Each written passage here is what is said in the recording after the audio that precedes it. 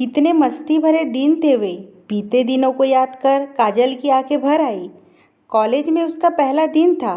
Chemistry की class चल रही थी। प्रोफेसर साहब कुछ भी पूछते तो राज फटाफट जवाब दे देता।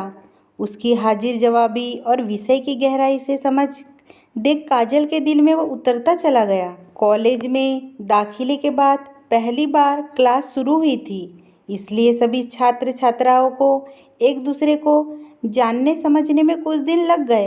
एक दिन काजल कॉलेज पहुंची तो राज कॉलेज के गेट पर ही मिल गया। उसने मुस्कुराकर हेलो कहा और अपना परिचय दिया। काजल तो उस पर पहले दिन से ही मोहित थी। उसका मिलनसार व्यवहार देख वह खुश हो गई और मैं काजल, उसने भी अपना परिचय दिया तो राज ने उसे कैंटीन में अपने साथ कॉफ़ी पीने को ऑफ़र कर दिया। वह मना नहीं कर सकी। साथ कॉफ़ी पीते हुए राज टकटकी लगाकर काजल को देखने लगा। काजल उसकी नज़रों का सामना नहीं कर पा रही थी, लेकिन उसके दिल में खुशी का तूफान उमड़ रहा था। क्लास में भी दोनों साथ बैठे रहे। शाम को घर लौटते समय राज ने काजल से अचानक प्यार का इजहार कर दिया। वह भौचक्की रह गई, लेकिन अगले ही पल शर्म से लाल हो गई और भागकर रिक्शे पर बैठ गई। थोड़ी देर बाद काजल ने पीछे मुड़कर देखा। राज अब तक अपनी जगह पर खड़ा उसे ही देख रहा था। काजल के दिल की धड़कनें तेज हो गई थी। खुशी से उसके ओठ लरच रहे थे। उसी की आंखों में सिर्फ राज का मासूम चेहरा दिख रहा था। ना जाने क्यों वह हर पल उसे करीब महसूस करने लगी। अगले दिन सुबह काजल की नींद खुली तो उठते ही उसने अपना मोबाइल चेक किया। राज ने मैसेज भेजा था, सुप्रभात, आपका दिन मंगलमय हो। काजल देर तक उस मैसेज को देखती रही और रोमांचित होती रही। वह भी उसे एक खूबसूरत सा जवाब देना चाहती थी, लेकिन क्या जवाब दे सोचने लगी। मैसेज टाइप करने के लिए अनजाने में उसकी उंगलियां आगे बढ़ी, लेकिन वे कांपने लगी। काजल फिर राज के मैसेज को प्यार से देखने लगी और जवाब के लिए कोई अच्छा सा मैसेज सोचने लगी, लेकिन दिमाग जैसे जाम सा हो गया। अच्छा मैसेज सूझ ही नहीं रहा था। आखिरकार उसने आपको भी सुप्रभात टाइप कर मैसेज भेज दिया। काजल की जिंदगी की एक नई शुरुआत हो चुकी थी। राज से मिलना, उसे देखना और प्यार भरी बातें करना काजल को अच्छा लगने लगा। एक दूसरे से मिले बिना उन्हें चैन नहीं आता। जिस दिन किसी प्रोफेसर की छुट्टी पर रहने के कारण क्लास नहीं रहती, उस दिन दोनों आसपास के किसी पार्क में चले जाते या बाजार घूमते। मस्तियों में उनके दिन गुजर रहे थे। हालांकि कॉलेज में दोनों को लेकर तरह तरह की बातें हो रही थी, लेकिन उन दोनों को कोई परवाह नहीं थी। बातों ही बातों में काजल को मालूम हुआ कि राज के माता पिता इस दुनिया में नहीं है। एक एक्सीडेंट में उनकी मौत हो गई थी। राज के चाचा चाची ही उसकी देखभाल कर रहे थे। राज का घर शहर से दूर एक गांव में था।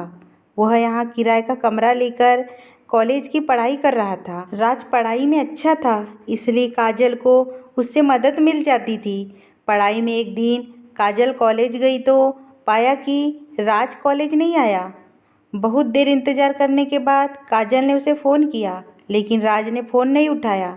जब काजल ने कई बार फ़ोन किया, तब राज ने कॉल रिसीव किया और तभी दबी आवाज़ में बोला, काजल, मैं कॉलेज नहीं आ पाऊँगा, बुखार मुझे, तुम परेशान नहीं होना, मैं ठीक होते ही आऊँगा। दूसरे दिन भी राज कॉलेज नहीं आया, इसलिए कॉलेज में काजल का मन नहीं लग रहा था। उसे रह रहकर राज का ख्याल आता। उसने सोचा कहीं राज की बीमारी बढ़ ना जाए। उसने मिलने जाना चाहिए। पता नहीं अकेले किस हाल में है, दवा ले रहा है या नहीं, खाना कैसे खा रहा है। बहुत मुश्किल से ढूंढते ढूंढते काजल राज के कमरे पर पहुंची। देर तक दस्तक देने के बाद राज ने दरवाज़ा खोला। उसका बदन तप रहा था।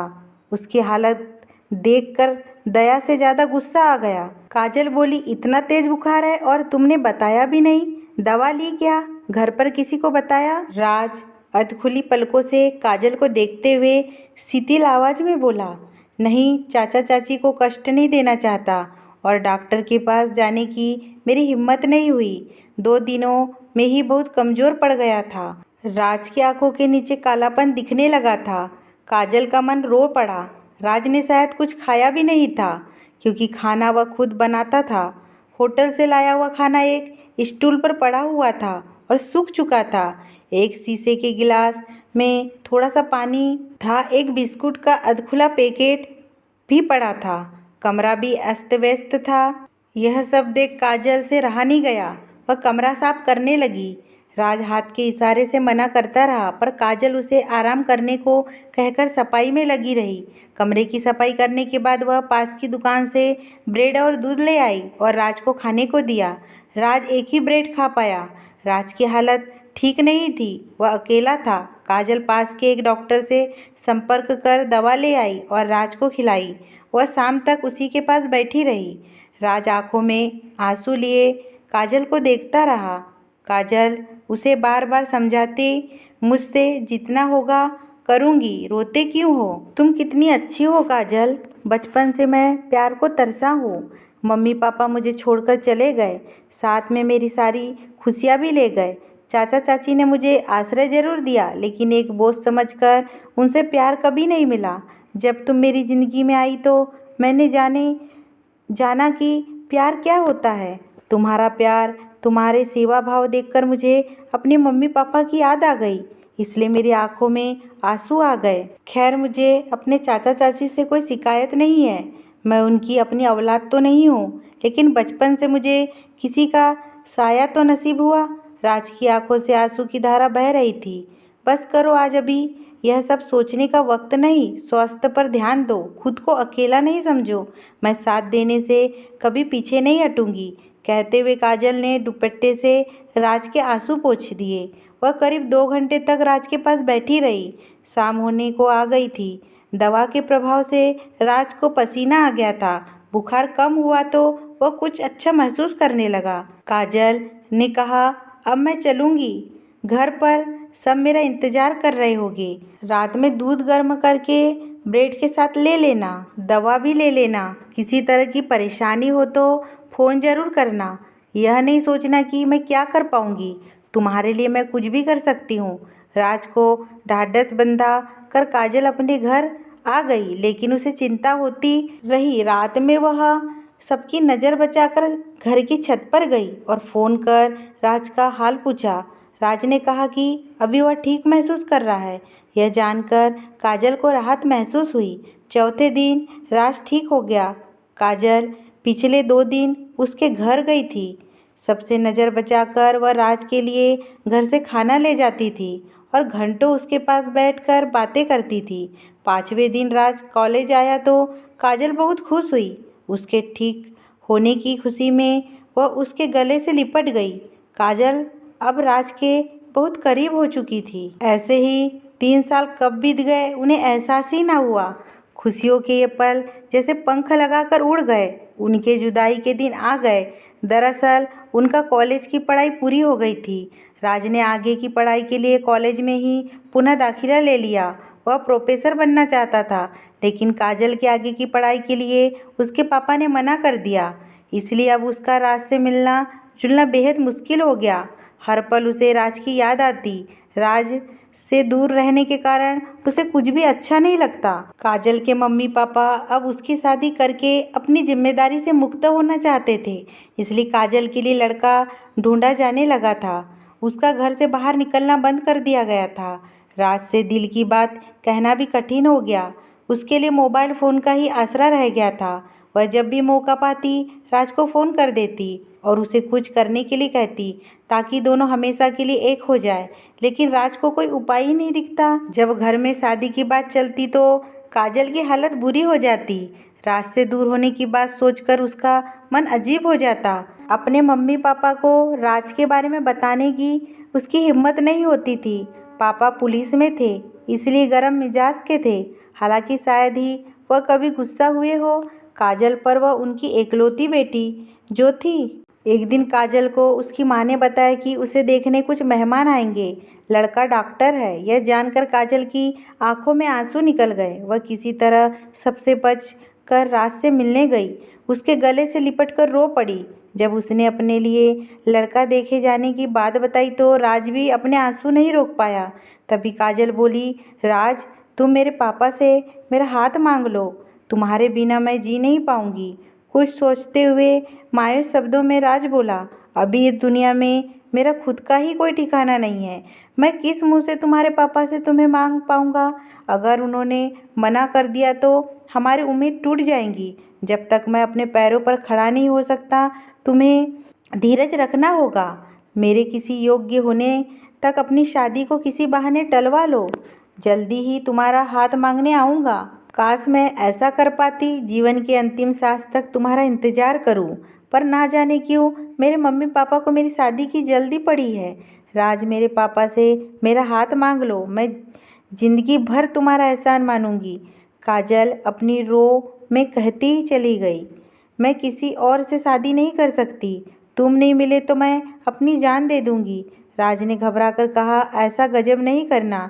तुमसे दूर होने की बात मैं सोच भी नहीं सकता, लेकिन फिलहाल हमें इंतजार करना ही पड़ेगा। काजल एक उम्मीद लिए अपने घर लौट आई। राज से जिंदगी भर के लिए मिलने के ख्याल से उसके दिल की धड़कन बढ़ जाती। उसने सोचा, क्या हसीन समा होगा जब वह और राज हमेशा के लिए साथ होंगे। लेकिन चंद दिनों बाद ही काजल के ख्यालों की हसीन दुनिया ढहती नजर आई। उनकी माँ ने बताया कि अगले दिन ही उसे देखने मेहमान आ रहे हैं। काजल को काटो तो खून नहीं, उसने घबरा कर राज को फ़ोन किया, पर यह क्या? वह कॉल पर कॉल करती गई और इधर रिंग होती रही, लेकिन राज ने फ़ोन रिसीव नहीं किया। आखिर राज को आज हो क्या गया है? फ़ोन क्यों नहीं उठा रहा है? वह काफ़ी परेशान हो गई। शायद वह किसी काम में व्यस्त होगी, इसलिए काजल ने थोड़ी देर ठहर कर कॉल किया, लेकिन फिर भी उसने फ़ोन नहीं उठाया। ऐसा कभी नहीं हुआ था। वो तो तुरंत कॉल रिसीव करता था या मिस्ड होने पर भी खुद ही कॉल बैक करता था। आधी रात हो गई, लेकिन काजल की आंखों से नींद कोसों दूर थी। वह राज को कॉल करती रही, अंत में कोई जवाब नहीं दिया बिना राज का मोबाइल फ़ोन स्विच ऑफ हो गया तो काजल की रुलाई फूट पड़ी। अगले दिन सुबह पापा की ड्यूटी पर जाने के बाद काजल बहाना बनाकर घर से निकल गई और राज के कमरे पर जा पहुंची, क्योंकि मेहमान शाम को आने वाले थे। पर यह क्या, वह ताला लगा था। आसपास के लोगों से उसने पूछा तो पता चला कि राज कमरा खाली करके कहीं जा चुका है। वह कहाँ गया है यह कोई नहीं बता पाया। काजल की आंखों में आंसू आ गए। अब वह क्या करे, कहाँ जाए? राज बिना कुछ कहे जाने कहाँ चला गया था, लेकिन राज ऐसा कर सकता है, काजल को यकीन नहीं हो रहा था। शाम निकट आती जा रही थी और उसके दिल की धड़कन बढ़ती जा रही थी। अगर लड़के वालों ने उसे पसंद कर लिया तो क्या होगा? वह कैसे मना कर पाएंगी शादी के लिए? उसे कुछ समझ ही नहीं आ रहा था।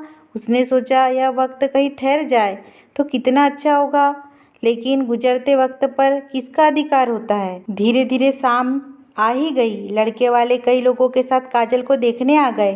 काजल का कलेजा जैसे मुंह को आ गया। जीवन में कभी खुद को उसने इतना लाचार नहीं महसूस किया था। माँ की जिद पर उसने मन ही मन रोते हुए अपना श्रृंगार किया। उसे लड़के वालों के सामने ले जाया गया। उसका दिल रो रहा था। राज से वह जुदा नहीं होना चाहती थी। यह सोचकर काजल की पीड़ा और बढ़ जाती। अगर सब रजामंद हो गए तो क्या होगा? इस कठिन घड़ी में राज उसे बिना कुछ कहे कहाँ गायब हो गया था। काजल अकेले दम पर कैसे प्यार निभा पाएंगी? उसी ने क्या सिर्फ मस्ती करने के लिए प्यार किया था? जब निभाने और जिम्मेदारी उठाने की बात आई तो उसे छोड़कर चुपचाप गायब हो गया। यह कैसा प्यार था उसका? लेकिन काजल का मन राज के अलावा किसी और को स्वीकार करने को तैयार नहीं था। वह मन ही मन कामना कर रही थी कि लड़के वाले उसे नापसंद कर दे, लेकिन उन लोगों ने उसे पसंद कर लिया। अपने प्यार को टूटता देख काजल बेसब्र होती जा रही थी। इतनी कठिन घड़ी में वह अपनी भावनाओं के साथ अकेली थी। राज तो जाने किस दुनिया में गुम था। आखिर उसने ऐसा क्यों किया? क्या प्यार उसके लिए मन बहलाने की चीज़ थी? काजल का विकल मन रोने को हो रहा था। घर में खुशी का माहौल था। उसकी माँ सभी परिचितों और रिश्तेदारों को फ़ोन पर लड़के वालों द्वारा काजल को पसंद किए जाने की सूचना दे रही थी।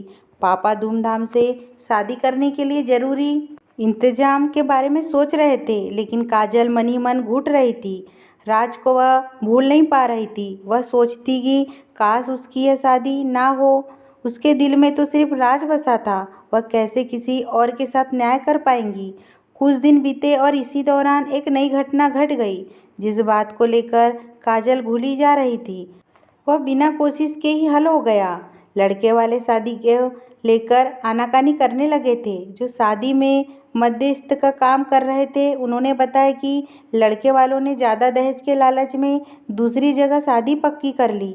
यह जानकर काजल को राहत सी महसूस हुई। कई दिनों के बाद उसकी होठों पर मुस्कुराहट आई। शादी के बाद टलते ही काजल को राहत मिली, पर अफसोस राज अब भी उसके संपर्क में नहीं था। वह राज को याद कर हर पल बेचैन रहने लगी। बिना बताए वह कहाँ चले गया है, उसने अपना मोबाइल फ़ोन क्यों स्विच ऑफ कर लिया है। जो जो दिन बीत रहे थे उसकी बेचैनी बढ़ती जा रही थी। कभी कभी उसे लगता कि राज ने उसके साथ धोखा किया है। काजल हमेशा राज के नंबर पर कॉल करती, लेकिन मोबाइल फ़ोन हमेशा स्विच ऑफ मिलता। उसने फेसबुक पर भी कई बार मैसेज पोस्ट किए, पर कोई जवाब नहीं मिला। एक दिन उसने देखा कि राज ने उसे फेसबुक पर भी ब्लॉक कर रखा है। उसकी इस हरकत पर काजल को बहुत गुस्सा आया, जिसके लिए उसने अपना सारा चैन खो दिया। वह उससे दूर होने की हर कोशिश कर रहा है। गुस्से से उठ के ओठ कांपने लगे। बिना बताए इस तरह की हरकत, शादी नहीं करनी थी तो पहले बता देता। चोरों की तरह बिना कुछ बताए गायब हो जाना तो उसकी कायरता है। काजल की जिंदगी अजीब हो गई थी।